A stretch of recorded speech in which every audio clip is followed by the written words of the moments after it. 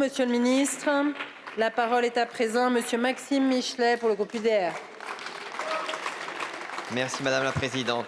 Madame la Ministre de la Culture, il y a quelque chose de pourri au royaume de l'audiovisuel public. Les dirigeantes de France Télévisions et de Radio France se sont concertés pour assigner CNews, Europe 1 et le JDD devant le tribunal de commerce de Paris pour dénigrement, grief constitutif de concurrence déloyale, selon elles. Cette action en justice contre des concurrents est tout bonnement sidérante. Elle trahit la fébrilité de l'audiovisuel public, fébrilité devant les futurs travaux de la commission d'enquête demandée par Éric Ciotti et dont notre collègue Charles Aloncle est le rapporteur. Fébrilité depuis que l'affaire Le Grand Cohen a exposé au grand jour les liens privilégiés entretenus avec la gauche. Fébrilité à l'idée de perdre les innombrables privilèges accumulés par la nomenclatura audiovisuelle. Fébrilité enfin face à l'émergence de lignes éditoriales indépendantes qui remettent en cause le monopole idéologique qu'entend exercer l'audiovisuel public afin de représenter la France telle qu'on voudrait qu'elle soit, selon les termes de Delphine Ernotte. Avec cette action en justice, les présidentes de France Télévisions et de Radio France confirment être des militantes politiques. La plainte pour dénigrement ne manque d'ailleurs pas de sel. Et elle pourrait presque faire sourire si elle n'était pas réalisée aux frais du contribuable. En effet, France Télévisions et Radio France sont-ils seulement légitimes à se plaindre de ce supposé dénigrement quand l'audiovisuel public consacre aux frais du contribuable des heures entières à dénigrer et à caricaturer tout média qui ose différer de sa ligne idéologique?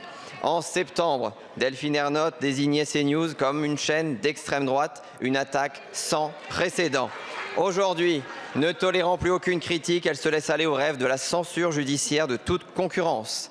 La seule concurrence déloyale pourtant qui existe, c'est celle structurelle de l'audiovisuel public financé par les Français à hauteur de 4 milliards, tout en captant une part importante des revenus publicitaires. Cet avantage structurel est mis aujourd'hui au service d'une lutte idéologique. Elle doit cesser. Madame la Ministre, en qualité d'autorité de tutelle, avez-vous été informée de cette action en justice? Avez-vous été consultée? Avez-vous donné votre accord? Je vous remercie. Merci beaucoup. La parole est à Madame Rachida Dati, ministre de la Culture. Merci Madame la Présidente, Mesdames et Messieurs les députés, Monsieur le député Michelet. Alors vous avez raison, toutes les chaînes de télévision, privées comme publiques, sont soumises à une exigence de pluralisme dans leur programme. Mais il y a une exigence supplémentaire pour l'audiovisuel public qui est celle de l'impartialité. Et c'est tout le sens d'ailleurs de la réforme de l'audiovisuel public que j'ai souhaité porter, fondée sur le texte du président Lafont du Sénat et qui reste évidemment sur laquelle il reste une lecture. Alors certains groupes privés ont pu considérer que cette exigence d'impartialité n'était pas remplie et l'ont fait savoir sur leurs antennes. Alors les présidents de France Télévisions et de Radio France ont estimé que ce traitement était de l'ordre du dénigrement et ont souhaité assigner les médias du groupe Bolloré devant le tribunal de commerce. Alors vous m'avez posé une question sur est-ce que j'étais informée de cette démarche. Cette démarche n'avait en aucun cas été concertée et encore moins approuvée par les tutelles.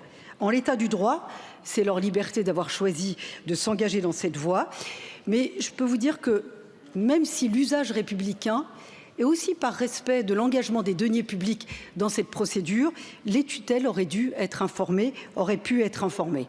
Plus largement, la réflexion sur ce que signifie l'impartialité, cette exigence d'impartialité du service public et la façon dont elle est mise en œuvre est évidemment pleinement légitime et c'est un débat que nous devons avoir. Mais ce sujet mérite largement mieux que la voie détournée de la judiciarisation.